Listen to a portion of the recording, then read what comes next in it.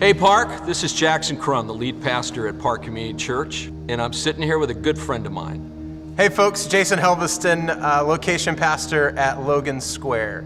We're sitting here because we have some very exciting news to share with you guys. Having done ministry and church together with Park Logan Square for the past 2 years, we're thrilled to share with you all, our Park Community Church family, that come September 1st of this year, Park Logan Square will become Church in the Square, a new autonomous, self-sustaining church on the beginning of the west side of the city, where we continue to hope to see many people come to know Jesus, people continue to obey him, follow him, so that we can be a church that he's calling us to be, to preach the word, to just make disciples and to love our neighbors there in Logan Square and beyond. This year we celebrate the 30th anniversary of Park Community Church. Moody had a vision to be able to reach young professionals in Lincoln Park. Just like Moody launched us and encouraged us, we want to do the same thing with Jason and his elders and his church. Now, the way it works, just like it worked with Moody, is that we don't answer to Moody anymore. But what we do is partner together in the city. We're both committed to seeing the gospel take root in the various neighborhoods in the city. From the first time I met Jason, it was obvious that this was a guy, as they would say in baseball, as a five-tool player, that he was just incredibly gifted, and had already had experience of being a lead pastor in a church plant.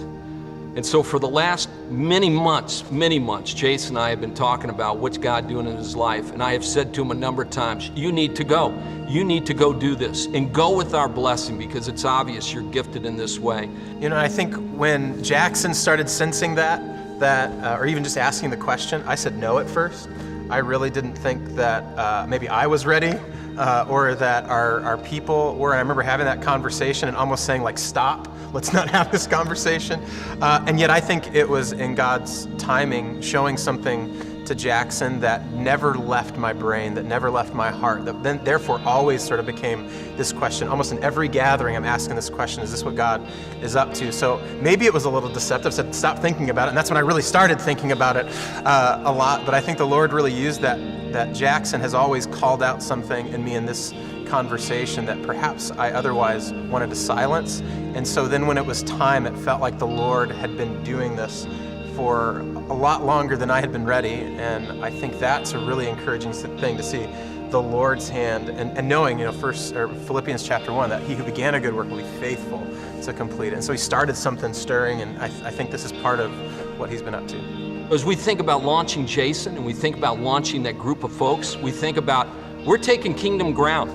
We're going to push back darkness, that we are praying that the work they do there will continue to spread and they will be engaged more and more on the west side of the city. When my family and I came to Park, we came because of Park. And what God, though, did when we came is he broke our hearts for this city. He transformed us, renewed our minds around what it was to be good citizens, good neighbors here. And so we're anxious to continue in that work. And so in many respects, God's not calling us to a new thing. He's calling us to continue the thing that he has begun in us, and he'll be faithful to complete it. And so we're anxious to see what that looks like.